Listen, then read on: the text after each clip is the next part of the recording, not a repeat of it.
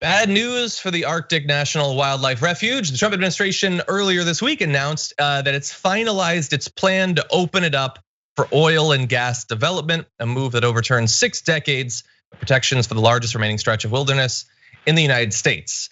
And if you feel a bit of deja vu, it's because the attempts to block the oil and gas development of ANWR is a thing that has had to be redone over and over and over again, because when it's, like reasonable progressive values, you never actually win. You just hold off, okay? You might win on a pipeline for a little bit, but they're gonna come back, okay? It's not that way on the right, when what they want is just lots of money and free tax breaks. Once they get that money, they keep that money. But anyway, no, they finalized that plan, and Trump was very excited about it. And yesterday on Fox and Friends, he was asked about it, and he responds, he doesn't seem to have any idea what's going on or what the timeline is, but here he is talking about that. News story from the Wall Street Journal. They say the Trump administration plans to open up part of the pristine Arctic National Wildlife Refuge to oil drilling. What can you tell us about that? Well, we're looking at different things. We may or may not do it. We did do ANWR, as you know. ANWR is a big deal that Ronald Reagan couldn't get done and nobody could get done. Everybody wanted it. This says you're planning to allow it. Well, no, we are looking at it. When you say planning to allow, we are looking at different things in Alaska. I've been very good to Alaska. Very good to Alaska, and we are looking at things in Alaska. I got them a highway that's going to be built that they've been after for 44 years. We will take a look at that. I am very pro-energy. At the same time, they finalized their plan to open it up. He says, well, we're thinking about it, and as a separate thing, we did ANWR. So we're thinking about doing something that we just announced for the Arctic National Wildlife Refuge. And on the other hand, we did ANWR, which he has no idea that he's talking about the same thing. And he thinks that they're already drilling in ANWR, which is the thing that they just announced this week they're gonna open up for. He has no idea what is going on in his own government or what letters stand for. If it wasn't for the stupidity that just is unleashed every time he speaks. He has tells also. We already know whenever he's lying, he has these little moments where he points out, like if he's relaying a conversation someone had with him, he'd be like, and then they said, Mr. President, and then they said, sir, all that. Those are all the prequels of lies. So this is another one that says we're gonna think about it. Oh, we're talking about it. We may or may not do it. Well, we know if you may or may not do it, that's for life every time. It's like I may or may not get up at my alarm time. Well, yeah, that's how it works. Either your alarm goes off and you get up, or your alarm goes off and you smash it and you stay asleep. We know it. We know you may or may not do something. That's every decision in life. So what are you on my show for?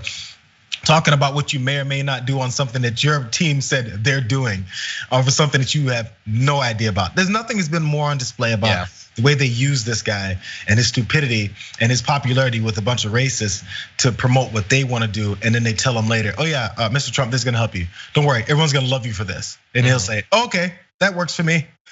Yeah, no, that's a good point, and I may or may not understand it. Yeah, no, he just doesn't like. And the thing is, like, understand 2 things simultaneously. 1, surface level, shallow. We get to laugh at him because he doesn't know what he's talking about. That's fun, right? That's like Schadenfreude or whatever, especially needed in 2020. The other side, though, is that they are going to be opening up ANWR for oil and gas development. And they might potentially sell those leases before Biden gets into office, even if Biden wins. So the joke is here, but the joke is also fundamentally on us, because the largest unspoiled stretch of wilderness left in America is going to become spoiled after a decades-long fight to protect it. So understand both of those things can be true. Now, to be fair, I guess, we've been very critical of Trump on the environment up to and including right now, and that will continue. But for one moment, let's allow him to make the case for why he is in fact a great environmental president. In this video, he provides some examples of why that's true. But look at what we just signed with Cory Gardner and Steve Daines just 2 weeks ago. We signed the biggest, probably the biggest environmental bill. They said the biggest since Teddy Roosevelt, and it could be bigger when you add what I did for Utah. So I'm very much I hate to say it. In theory, I should go down as a great environmental president, because if you take a look at that, add that onto what we did. Also, if you look at, I opened up the mines, the iron ore mines. We have the best in the world. So I opened that. Okay, so also, so his example is, I'm allowing more mining.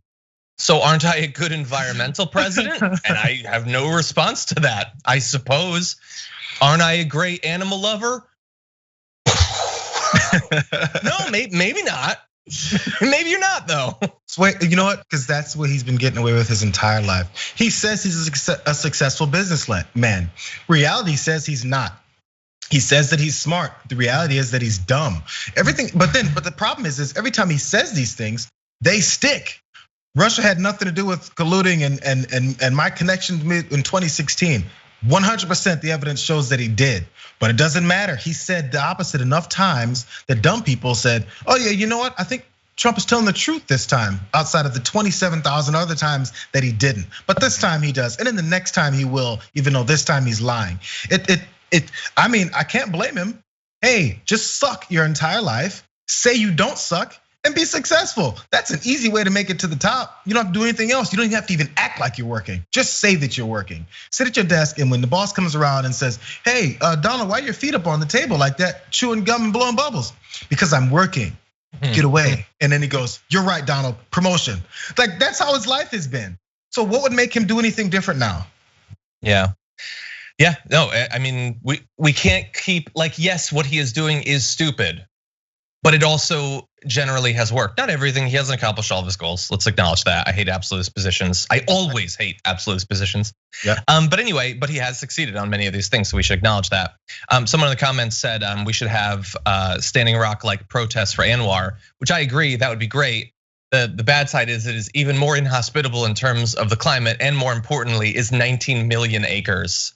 So the fight is over about 10% of that or less, but it is still a very large area to cover. So we'll see, maybe that will happen, but you never know.